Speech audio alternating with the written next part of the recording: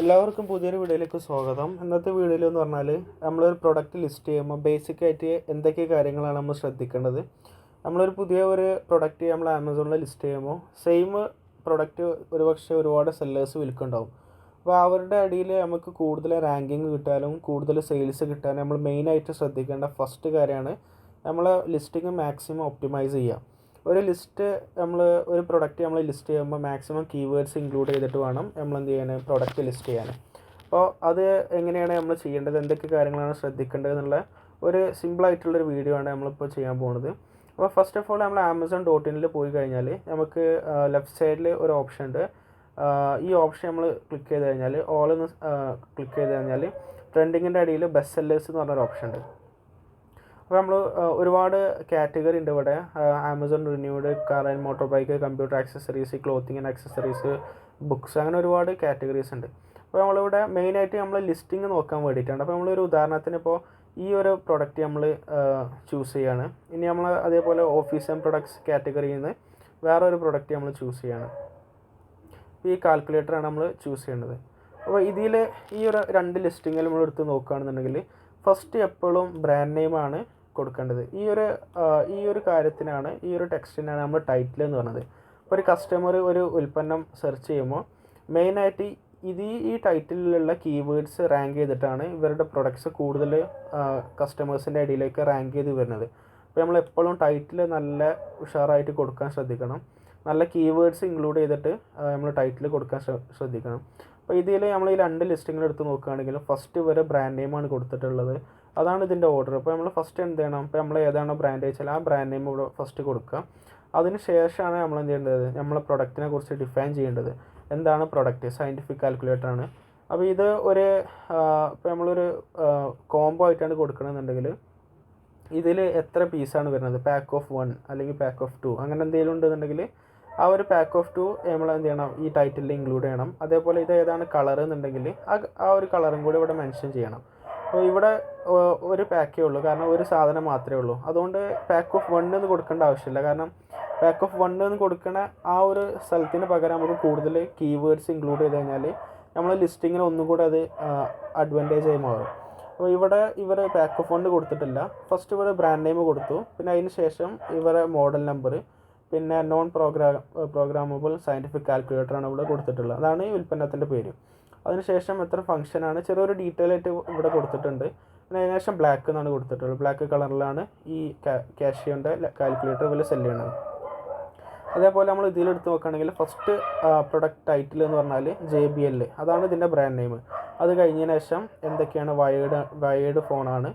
പിന്നെ അത് കഴിഞ്ഞതിന് ശേഷം ഗെയിമിംഗ് ഹെഡ്ഫോണാണ്, PCക്കും മൊബൈൽ ലാപ്ടോപ്പ് എല്ലാത്തിനും പറ്റും. അപ്പോൾ നമ്മളൊരു കസ്റ്റമർ വയർലെസ് ഹെഡ്സെറ്റ് അല്ലെ വയർഡ് ഹെഡ്സെറ്റ് ഫോർ മൊബൈൽ എന്ന് അടിച്ചു കഴിഞ്ഞാൽ ഇവിടെ മൊബൈൽ എന്നുണ്ട്, അതേപോലെ ഹെഡ്ഫോൺ എന്നുണ്ട്. അപ്പോൾ ഇത് രണ്ടും വെച്ചിട്ടാണ് ഇവരെ പ്രൊഡക്ട്സ് ഒരു കസ്റ്റമറിൻ്റെ ഫസ്റ്റ് പേജിക്കോ അല്ലെങ്കിൽ മുന്നേക്ക് സജസ്റ്റ് ചെയ്ത് വരിക. അപ്പോൾ നമ്മൾ ടൈറ്റിൽ നല്ല ഉഷാറാക്കിയിട്ട് കൊടുക്കാൻ ശ്രദ്ധിക്കണം. അപ്പോൾ ഈ കീവേഡ്സ് നമ്മൾ എങ്ങനെയാണ് ഫൈൻഡ് ചെയ്യുക?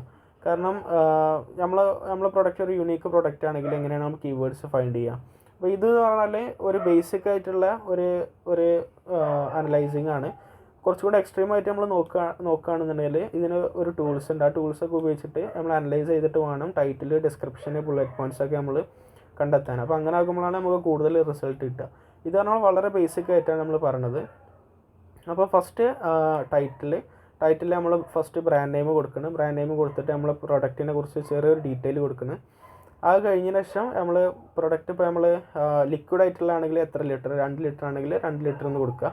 നമ്മൾ പ്രൊഡക്റ്റിൽ 2-3 ഐറ്റംസ് ഉണ്ടെന്നുണ്ടെങ്കിൽ പാക്ക് ഓഫ് 1 അല്ലെങ്കിൽ പാക്ക് ഓഫ് 2 എന്ന് കൊടുക്കുക. അങ്ങനെയാണ് നമ്മൾ ചെയ്യേണ്ടത്. അത് കഴിഞ്ഞാൽ അടുത്ത മെയിനായിട്ടുള്ള ഒരു ഇമ്പോർട്ടൻറ്റ് കാര്യമാണ് ബുള്ളറ്റ് പോയിൻറ്റ്സ്. ഇതിനാണ് ബുള്ളറ്റ് പോയിൻറ്റ്സ് എന്ന് പറഞ്ഞത്. ഇപ്പോൾ നമ്മളൊരു ലിസ്റ്റിങ്ങിൽ നമുക്ക് ഏകദേശം 4, 5, 6 ബുള്ളറ്റ് പോയിൻറ്റ്സ് വരെ കൊടുക്കാം. അപ്പോൾ ആ ബുള്ളറ്റ് പോയിൻറ്റ്സിൽ നമ്മൾ എന്ത് ചെയ്യണം, മാക്സിമം കീവേഡ്സ് ഇൻക്ലൂഡ് ചെയ്തിട്ട് വേണം ഇവിടെ നമ്മൾ ബുള്ളറ്റ് പോയിൻറ്റ്സ് കൊടുക്കാൻ. അപ്പോൾ ഇവിടെ കൊടുത്തിട്ടുണ്ട്. ഇപ്പോൾ നമ്മൾ ഉദാഹരണത്തിന് നോക്കുകയാണെങ്കിൽ ഡിറ്റാച്ചബിൾ വോയിസ് ഫോക്കസ്, അത് ഒരു കീവേഡായിട്ട് നമുക്ക് യൂസ് ചെയ്യാം. അതേപോലെ ഹെഡ്ഫോൺ ഒരു കീവേഡാണ്. അങ്ങനെ ഒരുപാട് കീവേഡ്സ് ഇതിൽ ഇൻക്ലൂഡ് ചെയ്തിട്ടുണ്ട്. അപ്പോൾ ആ കീവേഡ് ഒരു കസ്റ്റമർ സെർച്ച് ചെയ്യുമ്പോൾ ഈ ഒരു കീവേഡ് വെച്ചിട്ടേക്കാരം ഈ ഒരു പ്രൊഡക്റ്റ് എന്ത് ചെയ്യുക, അവരുടെ മുന്നിലേക്ക് എത്തുക.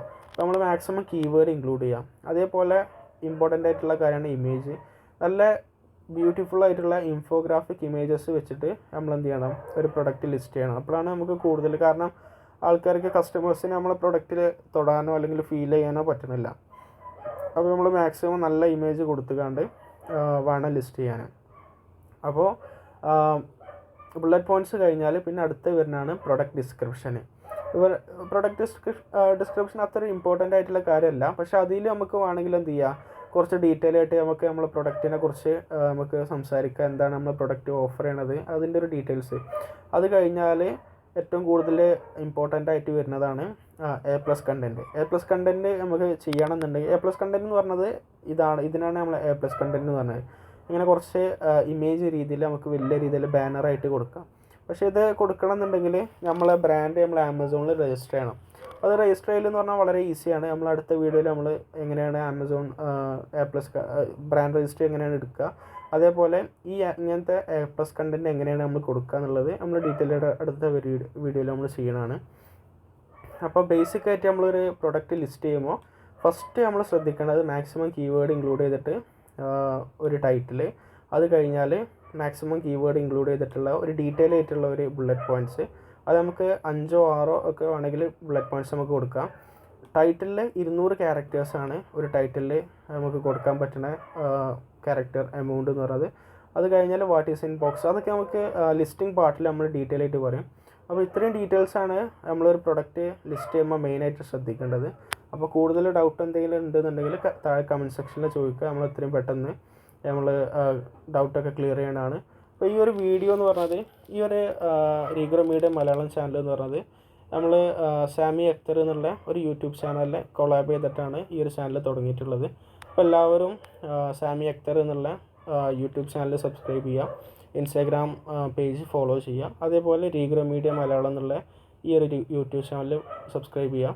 അപ്പോൾ തീർച്ചയായിട്ടും ഈ ചാനലിൽ നമ്മൾ ഇ-കൊമേഴ്സ് റിലേറ്റഡ് ആയിട്ടുള്ള കാര്യങ്ങളാണ് അപ്ലോഡ് ചെയ്യാൻ പോകുന്നത്. ആമസോൺ, ഫ്ലിപ്കാർട്ട്, മീഷോ ഈ 3 പ്ലാറ്റ്ഫോമിലും നമ്മളെങ്ങനെയാണ് ഒരു സക്സസ്ഫുള്ളായിട്ട് നമ്മൾ പ്രൊഡക്റ്റ് ലോഞ്ച് ചെയ്യുക, അതെങ്ങനെയാണ് നമ്മളെ ബിസിനസ് ഗ്രോ ചെയ്യുക എന്നുള്ള ഡീറ്റെയിൽസാണ് നമ്മൾ ഈ ഒരു ചാനലിൽ പറയാൻ പോകുന്നത്. അപ്പോൾ എല്ലാവർക്കും വീഡിയോ കണ്ടതിന് വളരെയധികം നന്ദി. അടുത്ത വീഡിയോയിൽ കാണാം. Thank you. Have A nice day.